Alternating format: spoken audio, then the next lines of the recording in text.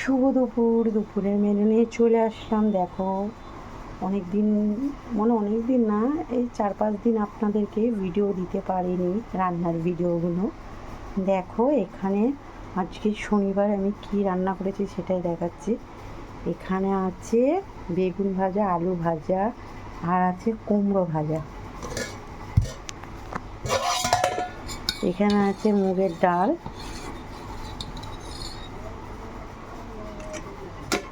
এখানে আছে সর্ষে পোস্ত দিয়ে পটল, এখানে আছে পোস্ত, ঝিঙে আলু পোস্ত, আর এখানে আছে গরম গরম সাদা ভাত। আরও একটা জিনিস আছে, এই যে এখানে আলু ভাজা,